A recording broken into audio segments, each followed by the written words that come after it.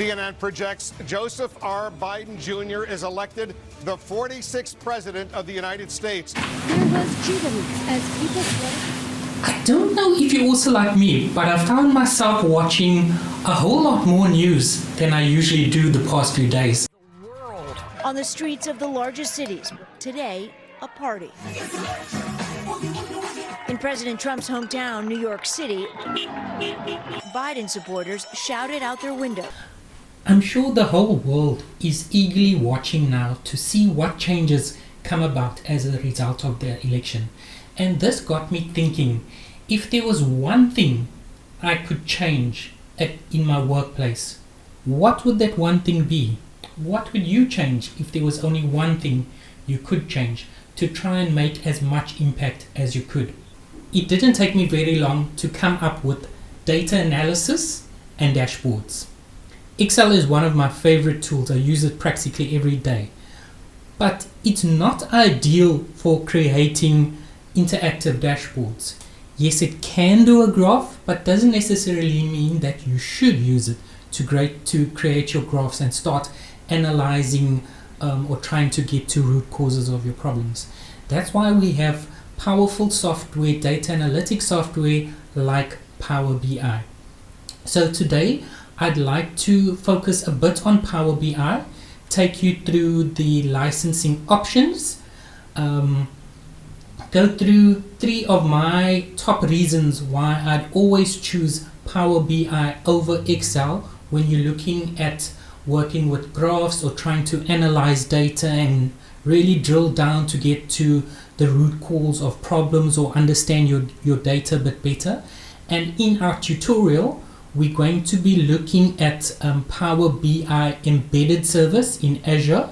It's a service that many people aren't really familiar with, and we're going to be looking at how to set up your Azure service for a on-demand service to optimize and keep your costs as low as possible for using this Azure service. So let's do this. Hey YouTube, I'm Graham. And I'm Nash. And welcome to Those Computer Guys. Before you go, don't forget to like and subscribe. So jumping right into it, Power BI really has 2 license options. You've got the Power BI Pro, which is a monthly license of $10 a month. Then you've also got the Power BI Premium, which is a monthly price of $5,000 a month. So obviously this would come with quite a lot extra, so it doesn't make sense to have many users in your organization having a Power BI Premium account. But in the next step or the next slide, we're going to go into how these different license options can work together. Then what many people are not aware of, there's also the Azure service, which provides a Power BI embedded service, which runs at $1 per hour. And later on in our tutorial, we're going to look at how to set up this service to function as an on-demand service.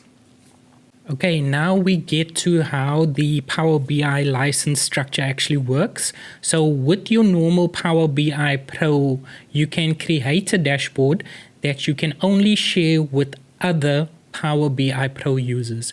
You can't share it with the rest of your organization that does not have access to a license. With the Power BI Premium, you can also create dashboards that you can also share with other users with Power BI, but you can also embed the dashboard so that it is accessible to the rest of your organization that might not have access or that does not have a Power BI license. With the premium account, you also have the option to set up a report server. So somebody in your organization can set up a report server, and that will allow the rest of the normal Power BI Pro license users to host their reports or their dashboards on the license server, and that will then make that dashboard available to the rest of the business. The third option that we're going to go through in the tutorial is actually using the Azure service. So how a Power BI Pro user, a normal standard user, can also embed their dashboard and make that available to the rest of the business. So as I said, before we get to the tutorial, I actually want to go through my 3 top reasons why I would always choose Power BI over creating Excel dashboards. So the first one, probably the most important, is the ability to connect to multiple live data sources. So in Excel, we'll spend a lot of time exporting the data from the actual data source or from various data sources, and then spend time collating, doing pivot tables to get the data in the right format that we want to display. But using Power BI, we can connect live to those data sources and set up the formulas or the conversions that we need to run or the relationships that we need to build between various data sources, so that when we display our dashboards, those dashboards can always be live if they set up correctly. The second reason is the advanced analytic engine that drives Power BI. So if you've used it for the first time, you'd notice how easy it is to get your first dashboard up and running. But it doesn't just cater for the beginner users. Even advanced users can start to take full advantage of the R scripts or the mathematical and statistical models that you can start building into Power BI and start generating advanced insights into your data that you wouldn't usually see. Then another big reason for me, this should actually be the number 2 reason, is the ability to control user access and security. Unlike an Excel spreadsheet that you send out, you have no idea where it's going to land up, who's going to access it, who is possibly going to manipulate the data. With Power BI, you can control the access on quite a few levels and share who has access to the data and to the reports. If you're still with me, great. We're going to start the tutorial now on how to set up an automated on-demand Azure embedded service. So I'm not going to spend too much time on how to set up Power BI embedded, because there's more than sufficient documentation online on the Microsoft.com site that will explain to you step by step how to do that. What I want to focus on is how we automate the service so that it's not running when we don't need it to run, therefore paying for the service when we're not using the service.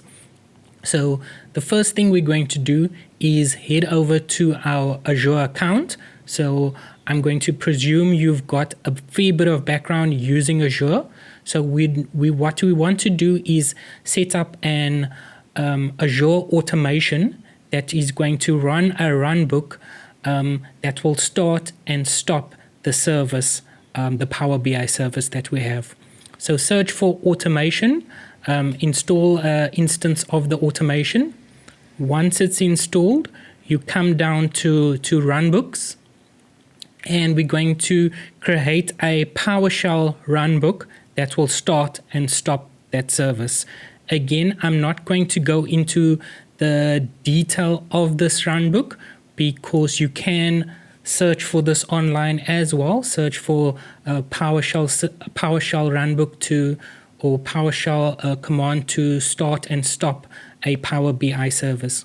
So we've set up the runbook, and how we plan to utilize this is calling the runbook from a flow.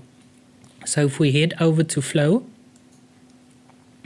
you can see our trigger is when a HTTP request is received. So I'll show you how we can use that in a second or so. So once we've received that request, or we've got the trigger that we now need to start the service, we'll start the runbook that we've created and start. Then we have a log to create a SharePoint item entry so that we can keep a log of when our runbooks were started and stopped. we've got a delay function. So we're going to set this workflow to pause for 15, 20 minutes, however long you think it's needed for that service to be on. And then at the end, we're going to run the second runbook, or Azure automation, which will then stop that service again. So I've set it on a 15-minute delay, but you can decide what is necessary for you. So that would be then when we need the service, it's going to run for 15 minutes and then switch off. If we need an additional 15 minutes, we'll run that service again. So let's go to how we've actually triggered that event. And this is what the HTTP request is received. So we'll copy this get. It must be a get method. We're going to copy this and put it over on our dashboard site on a button. You can see there's the link. So as we click on the button, it will then trigger that event, trigger the workflow, and start the runbook. So as people come onto the site, they can activate the service, and within a few seconds, the service is running. They can then go to the dashboard. You can create the links to the various Power BI dashboards that they'll be able to get to then. After 15 minutes or whatever you feel is sufficient, that service will then stop. If you feel that this is a bit much, what you can do is run a scheduled flow that starts at a specific time. So if you want your Power BI service to be available from 8 o'clock in the morning to 4 o'clock in the afternoon, then you can have it running on that time with a flow. Or if we come back to our PowerShell, let's just go back. We can see here there's an option for schedules, and now you can add a schedule to run the runbook. So you can have it start the service at 8 a.m. and then pause the service at 4 p.m. again. Before we end off this week's video, I wanted to add in a bonus little tutorial. Just after filming this afternoon, I got a query from someone that asked, is it possible to create a button that will allow somebody to email the contents of the Power BI report to yourself? So that functionality is not in Power BI itself, but again, coupling that with Power Automate, we can definitely look at setting up an event to trigger that action to export the Power BI tile. So let's see how we do that. The first thing we need to do is go into Power BI and we'd create a little button with the URL that's going to hold our trigger event code. So let's go over to Power BI. And yeah, we can see we've got a flow URL. If we edit that, you can see it's our HTTP trigger path. And after that, we've got and user principal. So the user principal, sorry, it's this part as well. And users equals and user principals. So what this would do, it will create the variable users that we're going to use, and then it will take whoever is signed in to that Power BI would be the user principal. It will take that email address and then use that in the variable of user. Then we come back over to Power Automate. So we've got our trigger event when HTTP request is received. So that's the path. And what we're going to do next is we're going to export the selected files. We've got an option of exporting the file to PDF, PowerPoint, or PNG. So I've taken PowerPoint as an example. So if we can see, we'll be sending an email as a notification. And if we scroll down and we see who is the subject line to, you can see it's a trigger event using users. So we've predefined users in Power BI as the user principal name. So it will be sending that email to whoever's logged in. If we look at advanced options, then we can see that we've got the attachment and the attachment file name. And that is all that we need to do. The next step is going back again into Power BI. Let's just go back, and we just need to link that URL onto any type of image. So yeah, I've just got a little email icon. So if we click on that, then we can see the field. Where's the editing option? Format image. Format image, we're going to be using the action as a web URL, and the web URL will be using the flow URL as the path. So that is how you set up to automatically have the Power BI report sent back to yourself in PDF, PNG or PowerPoint using Power Automate.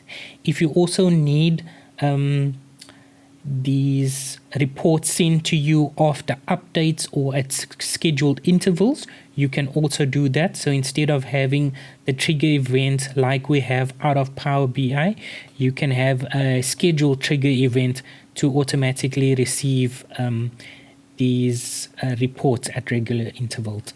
So I hope that can come in handy for somebody. Thanks. So that's our video for today on Power BI. I hope you've learned something today, and if you did, please remember to like and subscribe. See you next time.